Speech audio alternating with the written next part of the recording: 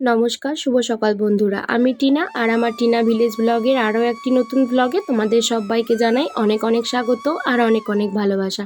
আশা করছি আমার এই ভিডিওটি তোমরা যে যেখান থেকেই দেখছো সবাই অনেক সুস্থ আছো আর অনেক ভালো আছো। আমিও আগের চাইতে অনেকটাই ভালো আছি বলেই তোমাদের সামনে আবারও নতুন ভিডিও নিয়ে চলে এসেছি।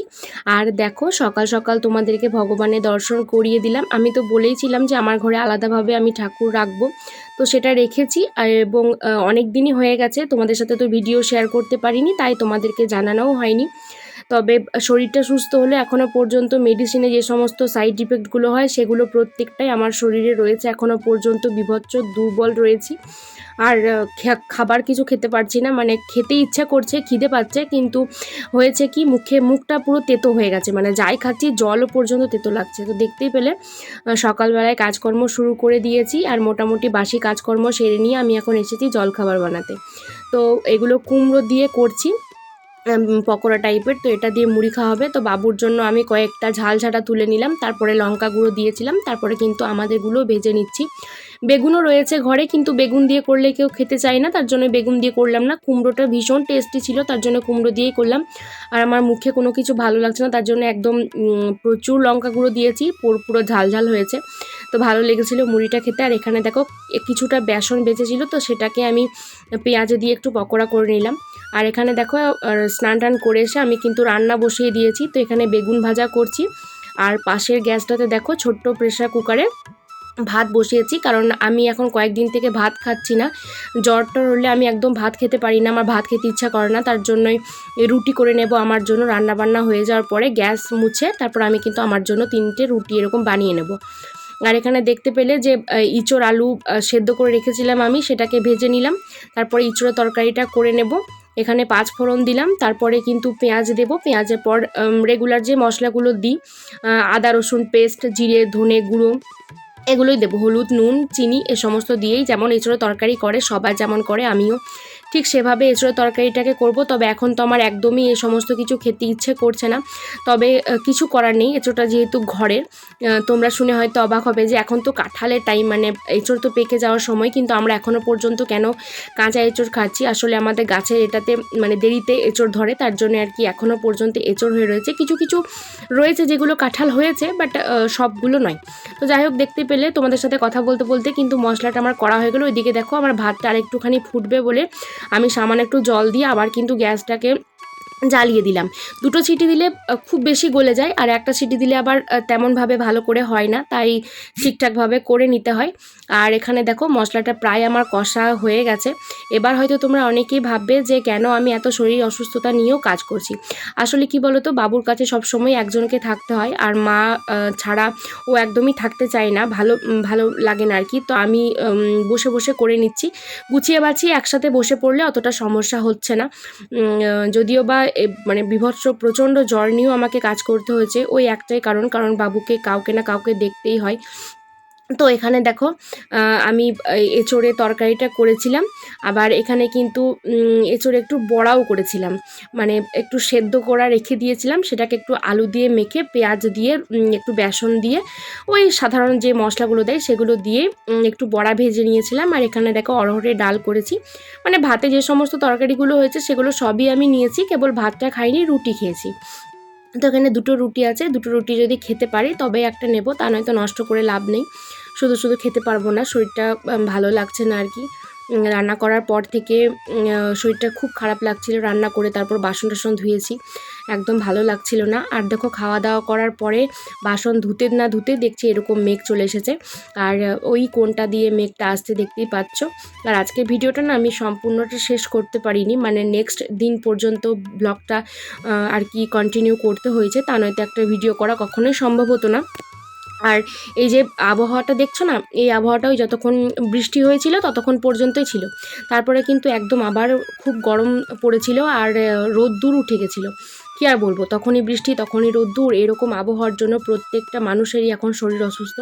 আর এই যে খাওয়া দাওয়া করে বাসন টাসন ধুয়ে আমি এখানে এসে বসেছি আর আকাশটার দিকে তাকিয়ে তাকিয়ে আকাশটা দেখছি আর বৃষ্টির জন্য অপেক্ষা করছি। ভালো লাগছে না আর শরীরটাও ভীষণ খারাপ করছে আর কি, তাই এখানে এসে চুপ করে বসে রয়েছি। এটা হলো পরের দিনের সকাল, সবাইকে জানাই শুভ সকাল।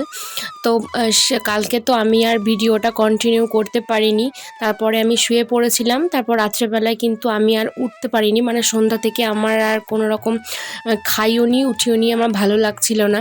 আর অনেক দিন তোমাদের সাথে ভিডিও শেয়ার করতে পারছিলাম না, আমার মনে হচ্ছিল যে চ্যানেলটা হয়তো যাবে আর হয়তো চ্যানেলটাকে বাঁচানো যাবে না, অনেকটাই ভিউজ কমে গেছে, তোমরা লক্ষ্য করলে দেখতে পাবে। তো যদি রেগুলার কন্টিনিউ আবার কাজ করি তাহলে আশা করছি আবার মাসখানেকের মধ্যে আবার যেই জায়গায় ছিলাম সেই জায়গাতেই পৌঁছে যাব। তোমরা ভালোবাসা দিলে সব কিছুই সম্ভব। তো দেখো এখানে চা বসিয়ে দিয়েছিলাম, মায়ের লাল চাটা নামিয়ে দেওয়ার পরে আমি কিন্তু আমার জন্য দুধ চা করে নিচ্ছি। তো আজকে সকাল থেকে আবার ফুল অন এনার্জি নিয়ে কাজ করতে শুরু করেছি। রাত্রেবেলায় অনেকগুলো মেডিসিন খাওয়ার পরে কিন্তু অনেকটা রাত পর্যন্ত শরীরটা অসুস্থ লাগছিল, তারপর কিন্তু ঠিক হয়ে গেছিলো। আর এখানে সবাই মিলে হাঁ করে তাকিয়ে রয়েছি তাল গাছের দিকে। ওই যে দাঁড়ার সাপ হয় না, ওই দাঁড়ার সাপ মনে হয় তাল গাছের ওপর উঠেছে ছোট ছোট পাখির বাচ্চা বা ডিম খাওয়ার জন্য। কারণ এইরকম সময়টাতে কিন্তু ওরা ডিম দেয় বা বাচ্চা দেয়, কিন্তু আর ওগুলোকে দাঁড়ার সাপ খাওয়ার জন্য তাল গাছে এমনি অন্যান্য গাছে যেগুলোতে পাখির বাসা থাকে সেই গাছগুলোতে উঠে পড়ে। আর সেটা দেখার জন্যই আমরা সবাই মিলে মানে হাঁ করে তাল গাছের দিকে তাকিয়ে রয়েছি। কিন্তু ব্যাপার হয়েছে কি যে কিছু তো দেখতে পেলামই না, শুধু শুধু 5-7 মিনিট টাইমটাই নষ্ট হলো। আর এখানে দেখো বাবুকে আমি বলছিলাম যে ব্রাশটা করে নে, তো কিন্তু আমার কথাটা না শুনে চলে গেল ওর ঠাম্মার কাছে দৌড়ে। তো ঠাম্মার কাছে ব্রাশ করে নেবে, আমি আর চাপ নিচ্ছি না, তো আমি মুখ টুক ধুয়ে চলে যাচ্ছি।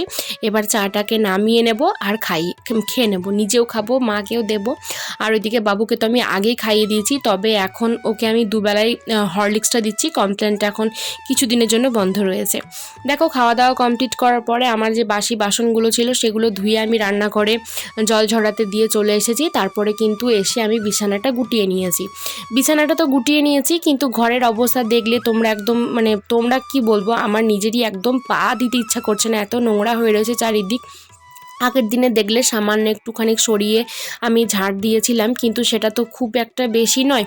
তবে বাকি জায়গাগুলোর অবস্থা খুবই খারাপ বন্ধুরা, কি করব বলো। মানে প্রায় 15 দিন থেকেই আমি বলছি অনেকগুলো ভিডিওতে যে আমার শরীর ভালো নেই, শরীর ভালো নেই। তো মাথা ঘোরা প্রথমে, তারপর খেতে না পারা, এগুলো হওয়ার পরে কিন্তু আমার এই জ্বরটা স্টার্ট হয়। তো খুবই শরীর অসুস্থ হয়ে গেছে বেশ কিছুদিন থেকে। মাথা ঘোরার যে সমস্যাটা ছিল সেটার জন্য আরও বেশি আমি দুর্বল হয়ে পড়েছি। তাছাড়া এই 4-5 দিনের জ্বরে আমাকে অতটাও কাবু করতে পারেনি।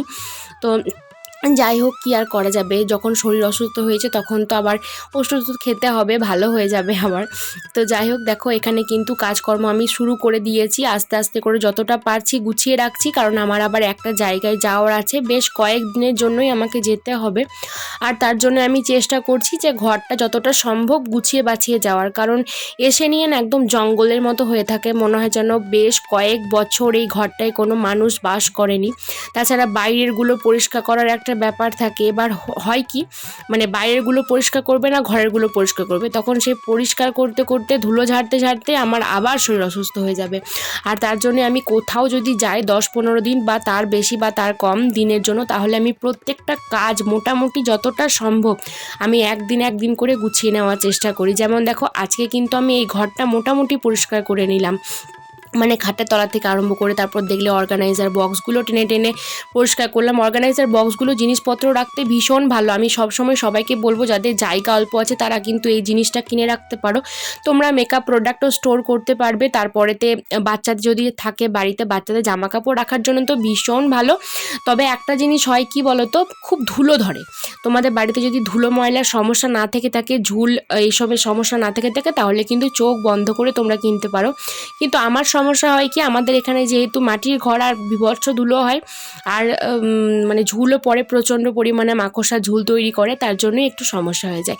তবে সেটা সমস্যা বড় নয়, পরিষ্কার করে রাখলেই ভালো হয়ে থাকে। বেশ কয়েকদিন আমি করতে পারিনি, তাই আর কি একটু বেশি হয়ে গেছিলো, এই যা ব্যাপার। আর দেখছো এই দরজার পিছনগুলোতে এত ঝুল তৈরি করেছে, কি বলবো, মানে হাত দেওয়া যাচ্ছে না। তো যাই হোক, আজকে কষ্ট তো হচ্ছে বিভৎস কাজ করতে, কিন্তু কি করব, এগুলো না করলেই নয়, জানো তো। অনেকক্ষণ পরে দেখো আমি আবার ক্যামেরাটা অন করেছি, মানে মোটামুটি ঝাড়া পোছা করে গুছিয়ে নেওয়ার পরে। তো এখানে এই জামা কাপড়গুলো এখনও পর্যন্ত পড়ে রয়েছে, বাবুর বই খাতাগুলো গোটাবো, ওর খেলনাপাতিগুলো গুটিয়ে এক জায়গাতে রাখবো। আর এইদিকে দেখো এই ড্রেসিং টেবিলটাকে পরিষ্কার করতে হবে, মানে মোটামুটি মেঝেগুলো হয়ে গেছে, খাটে তলাটা হয়ে গেছে, দুদিকের অর্গানাইজার বক্সটা হয়ে গেছে, আলমারির পিছন দিকে যতটা পর্যন্ত ঝাঁটা যায় আর কি পৌঁছে ততটা পর্যন্ত কমপ্লিট। আর এই ড্রেসিং টেবিলটার অবস্থা দেখলে বুঝতে পারবে যে আমার শরীরের সাথে সাথে ড্রেসিং টেবিলটার অবস্থাও কিন্তু বিভৎস শোচনীয়। তো আর কী করা যাবে, ভালো করে পরিষ্কার করতে হবে। কলিনটা বের করব, কলিন দিয়ে পরিষ্কার করব। আমি কিন্তু খুব একটা বেশি কলিন ইউজ করি না, তবে যখন দেখি যে খুব নোংরা হয়ে গেছে তখন আমি কলিন দিয়ে পরিষ্কার করি। তো এখানে দেখো আমার কিন্তু পরিষ্কার করা হয়ে গেছে, ড্রেসিং টেবিলটাকে আমি ভালো করে গুছিয়েও নিয়েছি। অফ ক্যামেরায় করেছি, কারণ কি ভিডিওটা অনেকটাই লং হয়ে যাবে, তোমাদের দেখতে ভালো লাগবে না। আগের দিন থেকে যেহেতু ভিডিওটা কন্টিনিউ চলছে, তার জন্যই আর কি আর ড্রেসিং টেবিল পরিষ্কার করাটা তোমাদের সাথে শেয়ার করলাম না। এখানে দেখো ভালো করে গুছিয়ে বাছিয়ে রেখে দিয়েছি। আর এদিকে দেখো জামা কাপড়গুলো মোটামুটি গুছিয়ে রাখার চেষ্টা করেছি, তবে জায়গায় এখনও পর্যন্ত রাখা হয়নি। আর স্নান করিনি, তো স্নান করব, তারপর আবার এই জামা কাপড়গুলো পরতে হবে, সেগুলো একটা। আর এখানে দেখো এই যে এই তাকটাকে আমি গুছিয়ে নিয়েছি, আর ঠাকুর যেই তাকটা রেখেছি সেটাতে এখন হাত দিইনি, ওটা রান্না করে স্নান করে আসার পরে আমি গুছিয়ে নেব। আর আমার ঘর থেকে বেরিয়ে যে 3 ধাপের যে জায়গাটা তোমরা দেখতে পাও, তো এই জায়গাটাকে আমি ভালো করে গুছিয়ে রেখেছি। কারণ কি এই কয়েকদিনে কি হয়েছে, জুতো এটা ওটা টেনে টুনে পড়া হয়েছে আর শুধু শুধু খুলে রেখে দিয়েছে, আর জায়গাটা খুব নোংরা হয়ে গেছিলো। তো তার জন্য আর কি ভালো করে জায়গাটাকে ঝেড়ে পুছে পরিষ্কার করে নিলাম। আর এখানটাতে টুকিটাকি আমার ওই শ্যাম্পু, তারপর ফেস ওয়াশ, এই সমস্ত কিছু স্নানের জিনিসপত্রগুলো থাকে। ইতিমধ্যে আমি স্নান টান করে চলে এসেছি, ঠাকুর পুজোটাও দিয়ে নিয়েছি। তো অনেকক্ষণ পরেই তোমাদের সাথে আবার ব্লগটা শেয়ার করছি। তো ঠাকুরের দর্শন করে নাও আরও একবার। তো এই ফুলগুলো আমাদের বাড়িতেই হয়, আর বাড়ির সামনে একটা জায়গা আছে, ওই জায়গাটাতেও কিন্তু হয়। ঠাকুরকে ভোগও দিয়ে দিয়েছিলাম, তো এবার ওটাকে তুলে নেব। আর ইতিমধ্যে দেখো আমার পার্পেল থেকে কয়েকটা জিনিস প্রোডাক্ট অর্ডার দেওয়া ছিল, তো সেগুলো চলে এসেছে। সকালবেলায় মেসেজ দিয়েছিল যে আজকে ডেলিভারি করবে, তবে পার্পেলের ডেলিভারি দিতে দিতে মোটামুটি 2:30 পৌনে 3টে মতো বেজে গেছিলো। তখন বাবুকে খাইয়ে দাইয়ে জাস্ট একটু মানে শোয়াবো আর কি, ঘুম পাড়াবো, তখনই কিন্তু ডেলিভারি বয় ফোন করলো যে আপনার পার্সেল আছে। তো আমি বাইরে গিয়ে পার্সেলটাকে রিসিভ করলাম, পেমেন্ট করলাম, তারপরে কিন্তু এলাম। তো এই জিনিসগুলো তোমরা হয়তো দেখে সবাই বুঝতে পারছো, গ্লাইকোলিক অ্যাসিড একটা, আর একটা বডি ডিওডোরেন্ট রোল অন, আর একটা cooling gel body lotion good ভাইবসের। তো যাই হোক, এই জিনিসগুলো খুব চারিদিকে এখন ভাইরাল ঘোরাঘুরি করছে। তো ভাবলাম যে মানে আমারও আর কি দরকার রয়েছে এই সমস্ত জিনিসে, তার জন্য আমিও ভাবলাম যে টেস্ট করার জন্য একটু অর্ডার দেওয়া যেতেই পারে, তাই এগুলোকে অর্ডার দিলাম। জিনিসগুলো রিসিভ করার পরে তোমাদের সাথে শেয়ার করার পরে কিন্তু আমরা খেতে বসেছি। আজকে রান্নাবান্না তোমাদের সাথে শেয়ার করিনি, ব্লগটা বুঝতেই পারছো অনেকটা বড় হয়ে যাবে। আর এখানে দেখো করেছি পটল দিয়ে, সয়াবিন দিয়ে, কাঁচা কলা, পেঁপে আর আলু দিয়ে একটা ঝোল করেছি, আর করেছি মোচা দিয়ে মুসুর ডাল। তো ডালটা শুধুই করতে চেয়েছিলাম, মোচা তরকারিটা আলাদা হতো, কিন্তু মা বললো দুটো তরকারি করবার দরকার নেই, ডাল দিয়ে মোচাটাকে করে ফেলো। খাওয়া দাওয়া করার পরে ওষুধপত্র খেয়ে আমি শুয়েছিলাম কিছুক্ষণ, তারপরেতে উঠে ওই বিকালে কাজকর্মগুলো কমপ্লিট করে নিয়েছি। আর দেখো বাবু খেলা করছিল, একটা দিদি এসেছিল, ওর ওই দিদিটার সাথে ঘুরে ঘুরে খেলা করছিল উঠোনে। আর এত গরম কি বলবো, মেঘ করে এসেছে, আর এদিকে বৃষ্টি হওয়ার নাম গন্ধ করে না। তো গরমের জন্য ছেলেটা পুরো ঘেমে গেছে গো।